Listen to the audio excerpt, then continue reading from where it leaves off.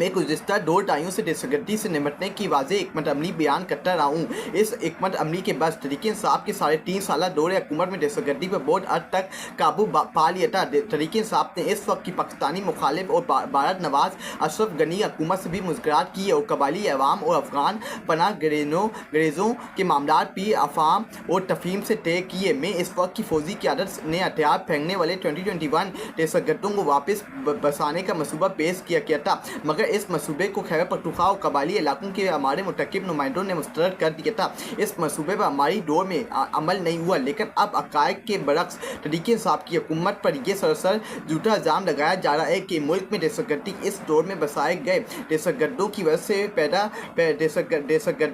वजह से पैदा हुई है। कौम को बताया जाए कि कौन से दहशतगर्द कब, कहाँ और कैसे बसाए गए। इमरान खान ने अपना पूरा क्लियर स्टैंड बताया है कि जो हमारे ऊपर इल्ज़ाम तराशी की जा रही है कि हमारी हुकूमत के अंदर दहशतगर्दों को पाकिस्तान के अंदर बसाया गया था, ये सबसे बड़ा फ्रॉड है, ये सबसे बड़ा झूठ है। और यही DGSP ने कल प्रेस कॉन्फ्रेंस करते हुए यही बात इन्होंने की है कि PTI इसके अंदर जोड़ है। PTI एक जमात दहशतगर्दों को सपोर्ट करती है और उनको एक सूबे के अंदर KPK के अंदर बसाती है और फिर पूरा इल्ज़ाम पाकिस्तान की आर्मी के ऊपर लगा दिया जाता है। इमरान खान वो लीडर है जिसकी हुकूमत के अंदर दहशतगर्दी मुकम्मल तौर के ऊपर ख़त्म हो गई थी, उसका खात्मा हो गया था। तो फिर आप कैसे इमरान खान के ऊपर दहशतगर्दी का इल्ज़ाम लगा सकते हैं, उसकी हुकूमत के ऊपर दहशतगर्दी का इल्ज़ाम लगा सकते हैं? पहले मैं आपको कहना चाहता हूँ कि पहले अपने गिरबानों में जान के देखो, फिर आप इल्ज़ाम तराशी करो सबूत के साथ, एविडेंस के साथ। जब आपके पास कोई एविडेंस सबूत नहीं है तो आप कैसे इमरान खान के ऊपर इल्ज़ाम तराशी कर सकते हो, उनके ऊपर ब्लेम्स लगा सकते हो? ये आपके लिए आसान गेम है, लेकिन पाकिस्तानी कौम चूंटिया नहीं है, पाकिस्तानी कौम बेवकूफ़ नहीं है। पाकिस्तानी कौम की आंखें खुली हुई है और वो जानती है कि कौन हमें बेवकूफ़ चूंटिया बना रहा है और किसके ऊपर हमने यकीन करना है और किसके ऊपर हमने यकीन नहीं करना। उसके बाद इमरान खान कभी ये कहा जाता है कि पाकिस्तान में दहशतगर्दी की जिम्मेदार अफगान हुकूमत है, जिसकी टाइट से अफगानिस्तान में बसने वाले दहशतगर्द पाकिस्तान में कार्रवाइयाँ करते हैं। और कभी कहा जाता है कि दहशतगर्दों दाइयों से पाकिस्तान में बसने वाले अफगान महाजरीन की वजह से है। ये दोनों बातें ही गलत हैं, क्योंकि लाखों अफगान महाजरीन को बेइज्जत और रसवा करके निकालने के बावजूद दहशतगर्दी बढ़ती जा रही है। ये मुताज़त बयानात आसिम मुनी की मुसर्रत करदा अवाम दुश्मन निज़ाम की बद आवासी को जाहिर करते हैं। दहशतगर्दी से निपटने के हवाले से मेरा मौक़िफ़ हमेशा से दो टोक रहा है।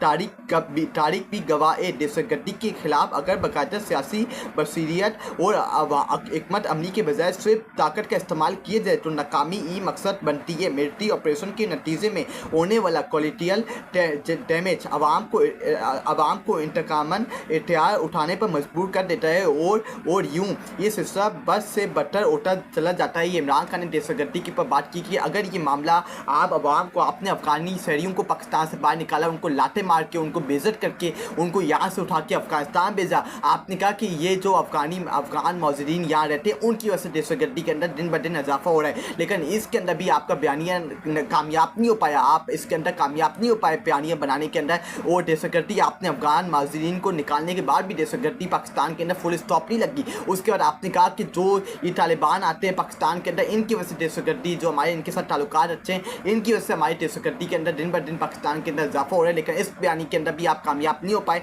और इमरान खान ने कहा है कि आप अगर दहशतगर्दी फौजी ऑपरेशन करेंगे KPK के अलाई इलाकों के अंदर तो इससे अवाम में नफरत मजीद फैलेगी और अवाम अपना हथियार उठाएगी और अवाम पे सड़कों पर निकलेगी और फिर पाकिस्तान की फ़ौज, पाकिस्तान की आर्मी, पाकिस्तान के अदारे और पाकिस्तानी अवाम आमने सामने आएंगी, जिससे दहशतगर्दी के अंदर मजीद इजाफा होगा। ये इमरान खान ने पाकिस्तान की मौजूदा करंट अफेयर्स के ऊपर बात की है। उसके अलावा हम देखें, इमरान खान सियासी इंतकाम में मेरे खिलाफ मसलसल बेबुनियाद मुकदमा न सिर्फ बनाए जा रहे हैं बल्कि बार बार दोहराए जा रहे हैं। तोसा खाना अलकादर के साइफर इद्दत और फिर तोसा खाना समेत कई झूठे बड़े मुकदमा मुझ पर और मेरी अलिया बुरसा बेगम पर सिर्फ इसलिए बनाए गए हैं ताकि मैं झुक कर हकीकी आज़ादी का अज़म तरक कर दूँ।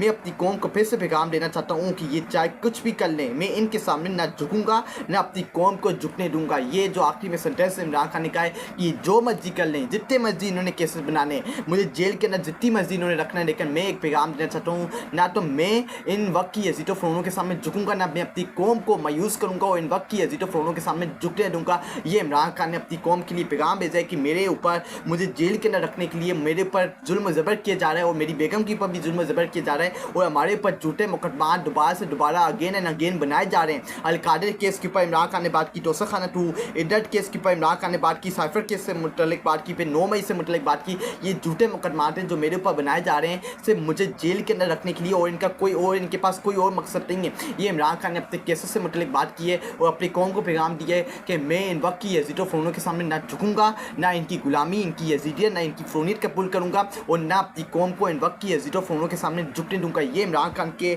एट ऑल फुल ऑल ये लेटेस्ट बयान थे जो इमरान खान ने दहशतगर्दी, जो नए CM बने सोहेल अफरीदी, उनसे मुतल्लिक बात की है, अली अमीन गंडापुर से मुतल्लिक बात की है, फिर फौजी ऑपरेशन जो KPK के अंदर जारी है उससे मुतल्लिक बात की है। इमरान खान ने आर्मी चीफ सैयद आसिम मुनीर से मुतल्लिक बात की है, दहशतगर्दी जो मुल्क के अंदर पाकिस्तान के अंदर फैली हुई है उससे मुतल्लिक बात की हुई है कि ये इनको दहशतगर्दी किसकी वजह से फैली हुई है। इमरान खान ने इसको बेनकाब की है और इसके ऊपर वाज़ेह पैगाम दिया। और फिर आखिर में इमरान खान ने अपने केसेस और अपने अवाम को एक इंतहाई एक अहम पैगाम बचाया। ये इमरान खान के आज के लेटेस्ट बयान थे जो मैंने आपके साथ डिस्कस किए। आइए अब DGI SPR की प्रेस कॉन्फ्रेंस की तरफ चलते हैं। आइए।